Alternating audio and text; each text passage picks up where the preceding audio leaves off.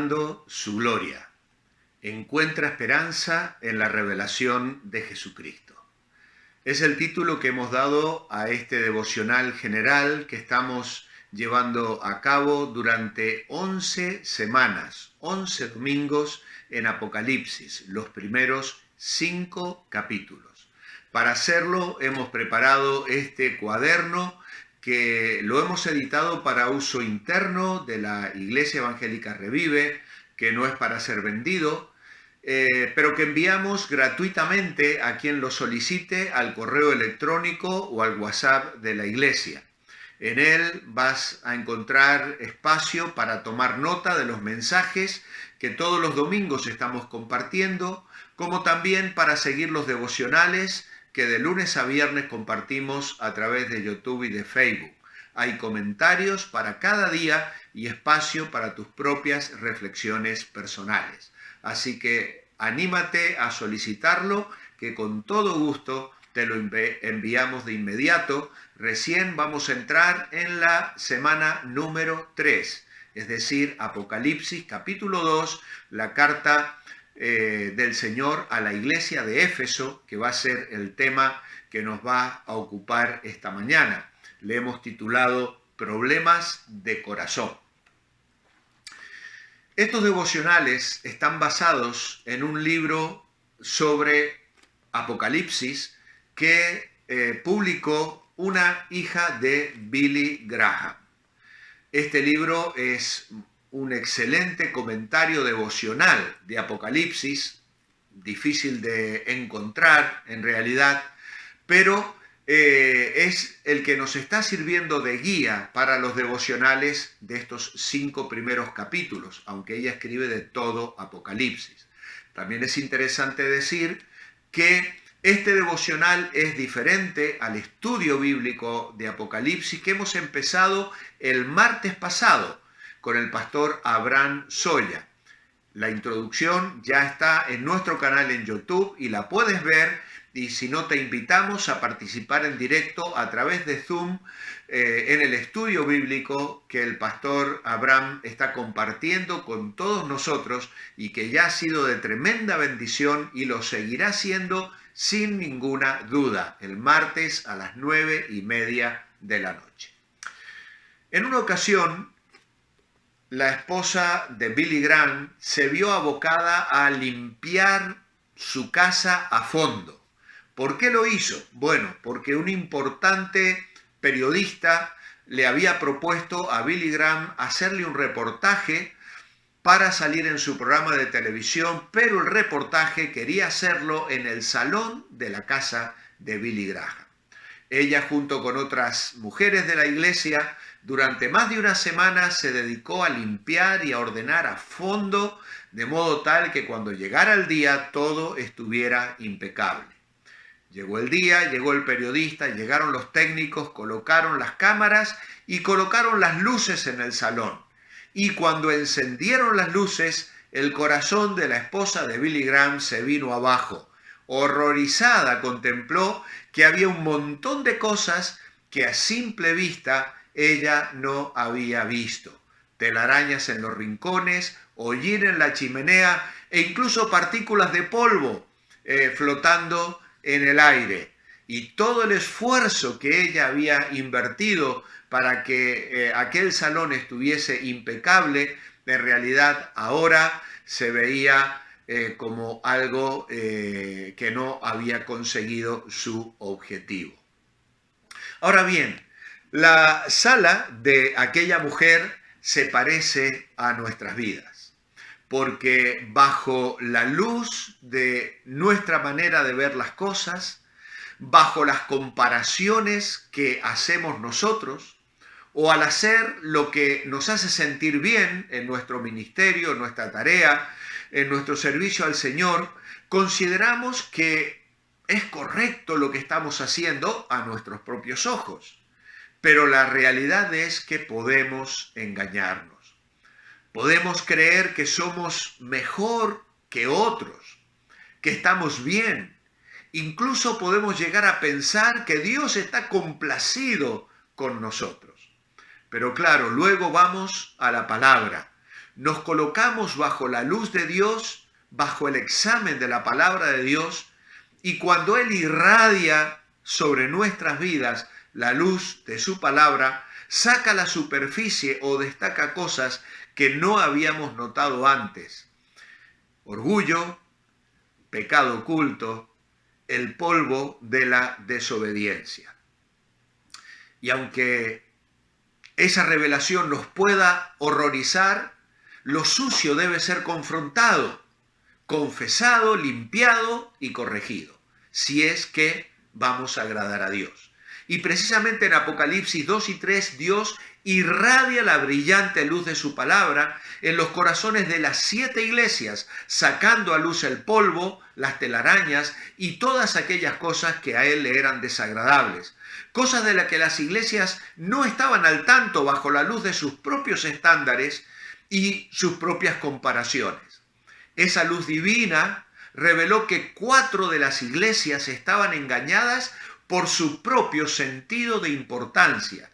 Y son las que vamos a considerar, no siguiendo el orden en que aparecen en Apocalipsis, sino que vamos a ver estas 4 primeras, Éfeso, Pérgamo, Sardis y Laodicea, que son las que tienen una autoestima demasiado alta, mientras las otras 3 necesitaban ser alentadas porque tenían una autoestima demasiado baja.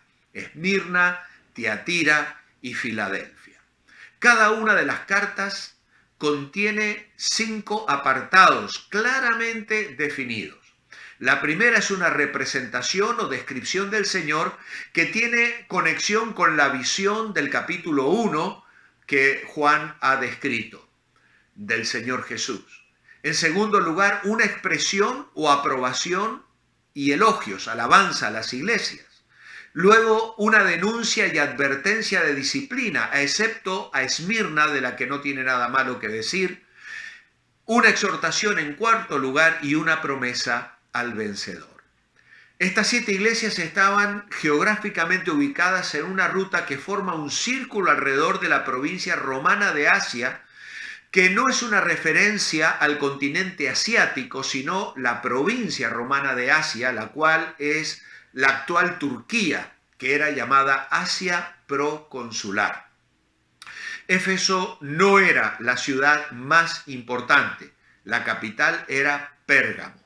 Pero Éfeso era la puerta importante de esta provincia, era la sede de los tribunales y el asiento del procónsul romano, de acuerdo a Hechos capítulo 19, versículo 38. También era un centro religioso y tenía como elemento destacado el culto a Artemisa, llamada así por los griegos, o Diana para los romanos, con su famoso templo de 120 metros por 70 metros que estaba considerado como una de las 7 maravillas del mundo antiguo. Debemos también resaltar que en esta ciudad Pablo trabajó 3 años. Timoteo también pastoreó la iglesia de esta ciudad. También allí residieron Priscila y Aquila, Apolos, y se piensa también que el apóstol Juan predicó en su edad avanzada. De hecho, predicó en las 7 iglesias y las pastoreó. Sin duda, fue un lugar de gran privilegio en cuanto a la enseñanza que recibieron estas iglesias mediante la predicación. Ahora, muchos de nosotros podemos identificarnos con esta iglesia de Éfeso, porque venimos de hogares de creyentes, de padres y abuelos creyentes que nos enseñaron la palabra de Dios.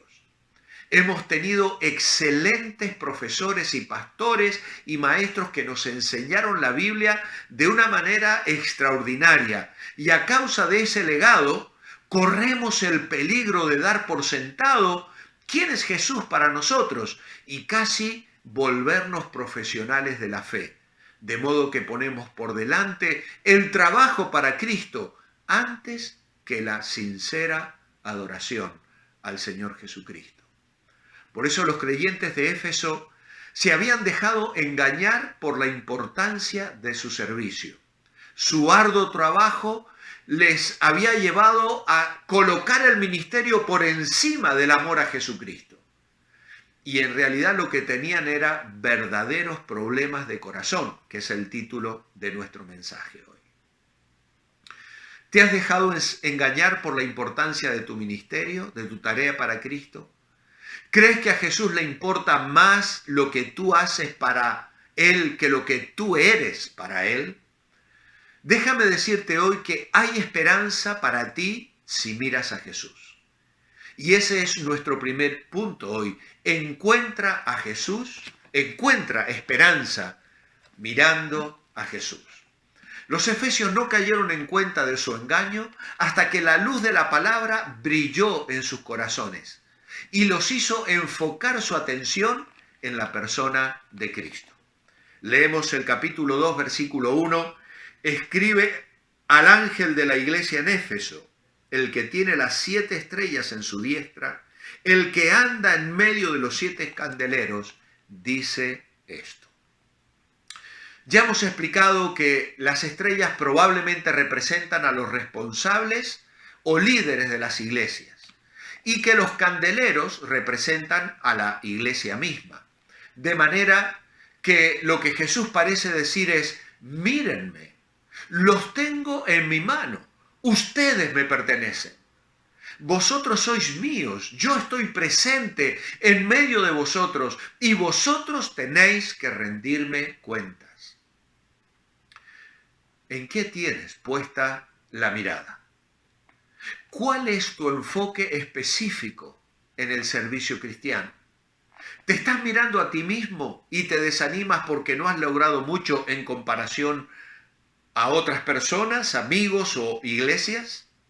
¿O acaso te llenas de orgullo porque te comparas y te notas mejor que otros o que haces un trabajo más eficaz? ¿A quién intentas agradar? ¿A quién intento agradar? ¿Al pastor? ¿A tus padres? ¿A tus amigos o compañeros en el ministerio y olvidas que es a Cristo a quien debes agradar? Es muy fácil en el servicio perder el enfoque. Jesús les está diciendo, mírenme a mí, que le miremos a Él. ¿Lo estamos mirando? ¿Lo estás mirando? La descripción de los candeleros es llamativa. Dice aquí que los candeleros son de oro. Y esto es un símbolo del carácter celestial del ministerio de cada una de las iglesias. Muchas veces olvidamos esto, ya que las cosas que hacemos son cosas terrenales. Visitas, dar un folleto con el mensaje, preparar la clase del Revive Max o grabar la alabanza. Hombre, sí, son cosas terrenales, pero revestidas de un carácter celestial desde el punto de vista de Dios. ¿Lo valoras así? ¿Cómo cambiaría nuestra actitud si cuando nos sentimos agobiados o se nos vuelve pesado llevar a cabo un ministerio, recordamos que forma parte de algo celestial, que es la luz que tenemos que difundir? Las iglesias son centros de difusión de la doctrina bíblica, de la palabra de Dios, y cada asamblea local es portadora de la luz de Dios en medio de la confusión actual que vive el mundo. La luz es una referencia directa al elemento doctrinal de la enseñanza de la iglesia. Así, cada iglesia local viene a irradiar luz, ilumina al mundo con la gracia que rescata y el amor de Dios que perdona. Pero también tenemos que recordar que ni las estrellas ni los candeleros tienen luz propia. Así la iglesia no es fuente de luz separada de Cristo. Separados del Señor no tenemos forma de brillar. Por eso es tan importante que nos detengamos y prestemos atención a lo que el Señor nos tiene que decir. Levantemos nuestra mirada y centrémosla en la persona de Jesús. Nuestro primer punto ha sido: encuentra esperanza mirando a Jesús. Pero tenemos un segundo punto. Y en nuestro segundo punto se titula: encuentra esperanza aprendiendo de Jesús. Aprendiendo de Jesús. Una vez que la atención de la iglesia estuvo enfocada en Él, Jesús animó a los creyentes y les dice el versículo 2, yo conozco tus obras y tu arduo trabajo y paciencia, y que no puedes soportar a los malos, y has probado a los que se dicen ser apóstoles y no lo son, y los has hallado mentirosos. Versículo 3, y has sufrido, y has tenido paciencia, y has trabajado arduamente por amor de mi nombre, y no has desmayado. Y saltamos también en la lectura al versículo 6. Pero tienes esto, que aborreces las obras de los nicolaitas, las cuales yo también aborrezco. Yo conozco tus obras y tu arduo trabajo y paciencia.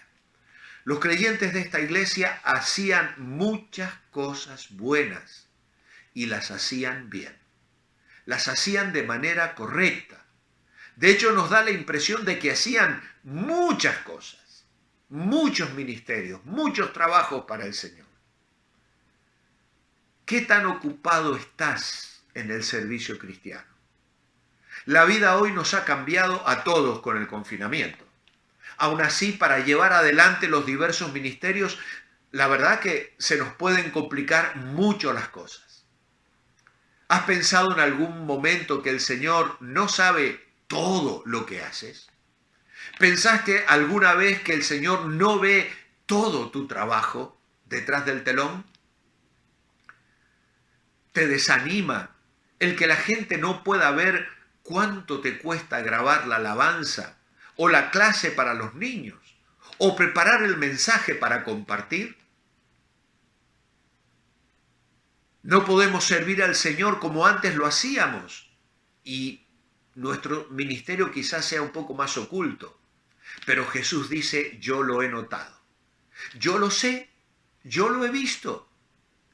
Y además les dice, no puedes soportar a los malos y has probado a los que se dicen solo ser apóstoles y no lo son y los has hallado mentirosos.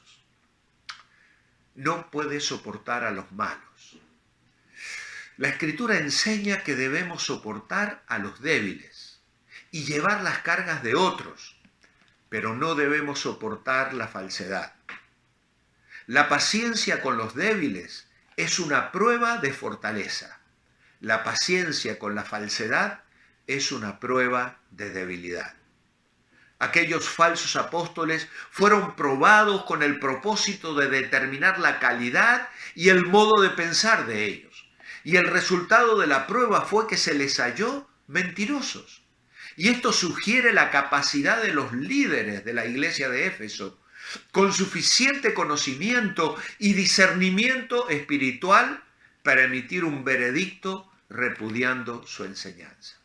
Por eso es que ahora el Señor destaca su fidelidad en el versículo 3. Y una mejor traducción del versículo sería, y tienes paciencia, y has llevado la carga a causa de mi nombre, y has trabajado hasta el agotamiento. El Señor reconoce estas características de la iglesia de Éfeso y añade que a pesar del gran esfuerzo realizado en medio de las pruebas, les dice, no has desmayado. Esta forma verbal sugiere una acción completada con resultados permanentes. Estaban firmes en su actitud de fidelidad al Señor. El no desmayar formaba parte de su actitud mental. Y entonces en el verso 6 el Señor aprueba su celo santo. Aborreces la obra de los nicolaitas, las cuales yo también aborrezco. Aborrecer el mal es una forma de expresar el amor por lo bueno. ¿Qué eran los nicolaitas? Bueno, esto puede ser explicado de dos maneras. Nicolaitas es una palabra formada por dos palabras griegas. Una significa victoria y otra significa pueblo. Y algunos opinan que se refiere así a un grupo de personas que han conquistado al pueblo, poniéndose sobre ellos y ejerciendo autoridad como ha sucedido con el episcopado y el papado, lamentablemente. La palabra en el original significa ser falso, seducir, tentar, inducir a la apostasía. Pero hay otros creyentes que explican, o eruditos que explican que algunos habían acomodado su fe a fin de disfrutar algunas prácticas pecaminosas de la sociedad de Efesia. Creen que el nombre es equivalente al griego Balamitas, cuyo profeta Balaam indujo a los israelitas a seguir sus deseos pecaminosos. Así que luego de afirmarles en los méritos de su trabajo arduo para Dios, ahora Jesús tiene que convencerlos de que hay algo que no han estado haciendo bien. Hemos leído que aborrecían esa influencia autoritativa que les llevaba a una práctica de fe falsa. Pero ahora en el versículo 4 les dice: tengo contra ti que has dejado tu primer amor. Por eso hemos titulado a este estudio Problemas de corazón. Los efesios lo tenían. Estaban tan motivados en hacer muchas cosas y hacerlas según creían mejor que otros, que habían dejado de hacerlas por amor al Señor. ¿De qué amor se trataba este? Pues se trata del primer amor, del amor original. ¿Has estado alguna vez enamorado? ¿Has soñado nada más que con ver a tu chica o a tu chico? ¿Has planeado qué regalo hacerle? ¿De qué manera pasar las horas con él o con ella? ¿Te acuerdas cuando conociste a Jesús por primera vez? ¿Cuando le recibiste como tu Señor y tu Salvador personal? ¿Te acuerdas del gozo de orar y leer la Biblia cada día? ¿Te acuerdas cuando te emocionabas al orar y adorar, escuchando una alabanza que deleitaba tu corazón? ¿Será posible que las cosas hayan cambiado? En algún momento del recorrido, sin que fueras consciente de ellos, es posible que tu trabajo, tu servicio para Jesús se haya puesto por delante de tu adoración y tu amor a Jesús. Cuando lees la Biblia, lo haces como una obligación, un deber, o porque tienes que preparar un estudio bíblico para un discipulado, para la enseñanza, para la clase de los niños en la escuela dominical, o en el Revive Teen, o en el Revive Max, o en el culto de mujeres. Si esto describe tu situación en algún sentido, Jesús te dice: has caído. Has caído. Le dice el verso 5, recuerda por tanto de dónde has caído. Has caído de tu rendimiento y utilidad para Dios. Has caído del lugar en que tu vida era agradable a Dios. Has caído en tu testimonio frente a los demás. Has caído de una relación de amor con Jesús. Es posible que en Éfeso faltaba el fervor de la fe. Si lees con detenimiento, verás que se habla de obras, pero no se menciona la fe. Se menciona el esfuerzo hasta el cansancio, pero se les dice que han dejado el amor, no se menciona el amor. Se destaca la paciencia, pero no hay referencia alguna a la esperanza, que sí aparecían en la epístola que Pablo les escribió. Tenían el conocimiento teológico y la disposición práctica, pero parecen haber perdido la perspectiva espiritual. La bruta censura por parte del Señor aquí es fuerte y directa, y el texto no explica si se refiere al amor a Cristo o al amor entre los creyentes. La expresión has dejado significa un abandono definitivo y triste, una negligencia voluntaria. Señala un momento concreto, específico, en la vida de la asamblea. Un escritor llamado José Grau hace el siguiente comentario sobre esto. Se pierde el primer amor cuando la rutina cede a la espontaneidad. Los conceptos tópicos, frases, suplantan a Cristo mismo. La obra de Dios cobra más importancia que el Dios de la obra. La iglesia de Cristo que el Cristo de la iglesia. ¿Cómo es posible? A veces el enfriamiento es apenas perceptible.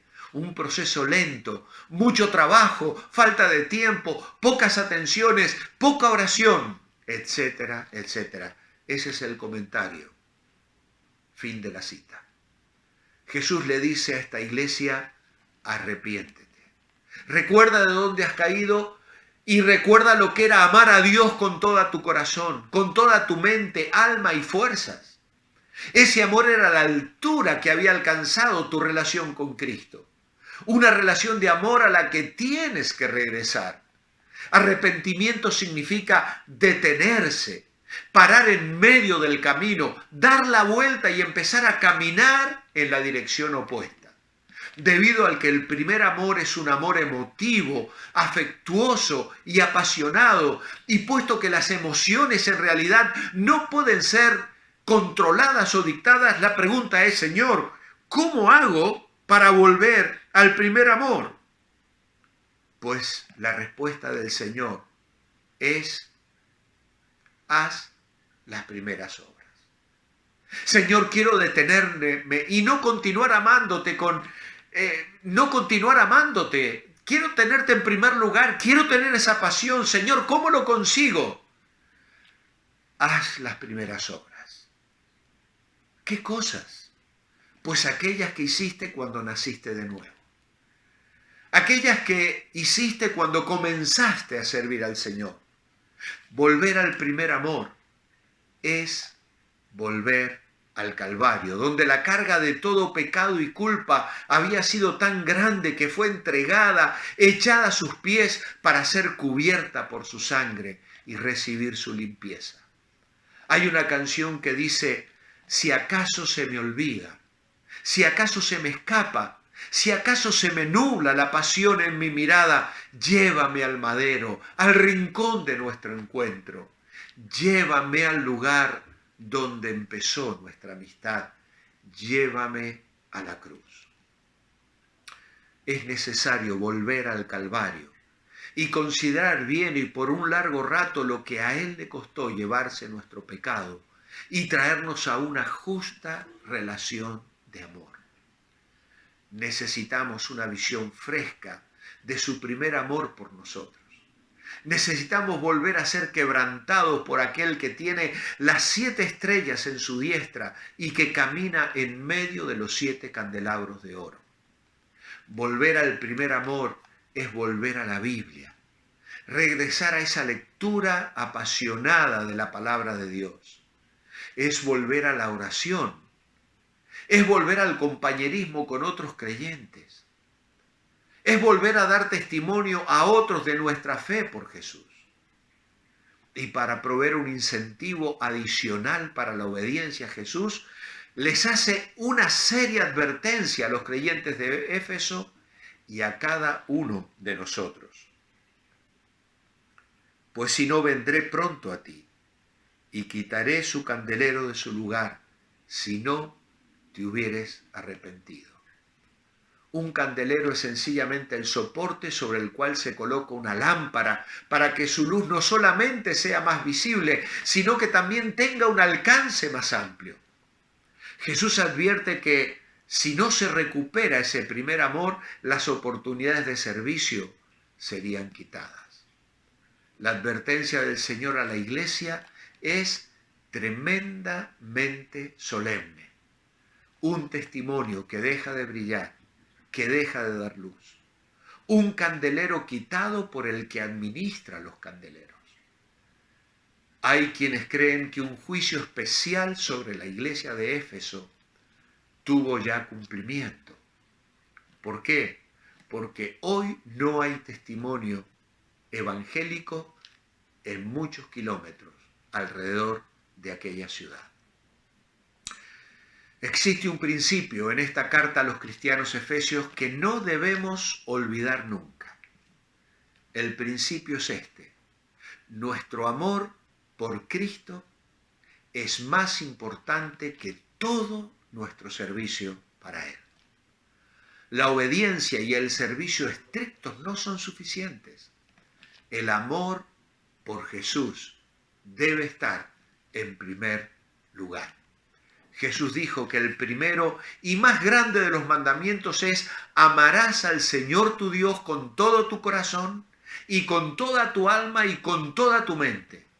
Nuestra adoración a Cristo siempre debe estar primero y venir antes que nuestro trabajo para Cristo.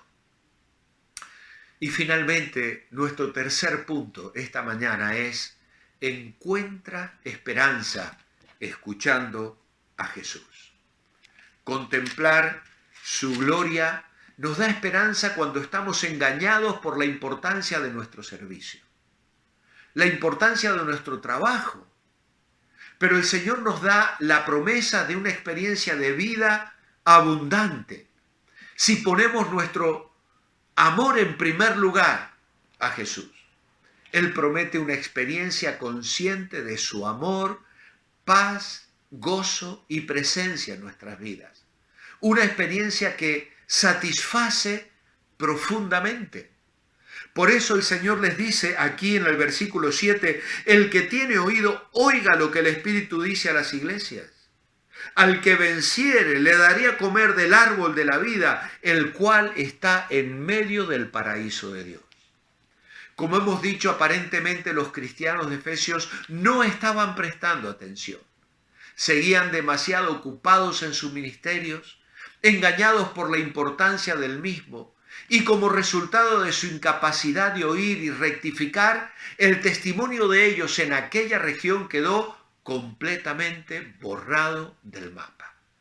Pero el Señor habla individualmente a cada creyente. El que tiene oídos para oír, oiga. El oído abierto para escuchar, no solo ese mensaje, sino los demás, los mensajes a las otras 6 iglesias, ya que todos los mensajes son necesarios en todas las iglesias. Pero también notemos el énfasis individual del Señor a cada uno de los miembros en particular. Les dice: al que venciere le daré a comer. El término al que venciere en realidad se aplica a todos los verdaderos creyentes que son llamados vencedores. Y van a comer del árbol de la vida. Esto habla de la gracia de Dios que dará como un regalo, hecho por decisión propia y como un acto de buena voluntad de Dios hacia nosotros. El árbol de la vida nos recuerda el Génesis, donde el hombre vencido por el pecado perdió su derecho a comer, pero ahora, vencedor en Cristo, retoma los privilegios vedados por el fracaso del ser humano, pero en una relación íntima con el Salvador, ahora puede disfrutar de los exquisitos frutos de la vida eterna. Nos hemos puesto en esta mañana bajo la luz de la palabra de Dios. Y como decía Dani el domingo pasado, la Biblia nos lee a nosotros. Así como aquellos focos de la televisión alumbraron el salón de aquella mujer para sacar a la luz los sitios sucios y las telarañas, así la palabra de Dios nos alumbra en esta mañana. Y se ha sacado a la luz que tu vida y la mía se está desenfocando y que nos estamos equivocando en nuestra manera de servir al Señor, poniendo por delante el ministerio como una obligación y abandonando nuestro amor por el Señor. Pues es el momento de detenernos, arrepentirnos y en una reflexión personal volvernos al Señor y decirle: Señor, quiero amarte por sobre todas las cosas. Quiero volver hoy al primer amor. Oh Señor, sana, restaura hoy mi corazón. El corazón de la iglesia revive, el corazón de cada uno de tus hijos que me está escuchando en este momento.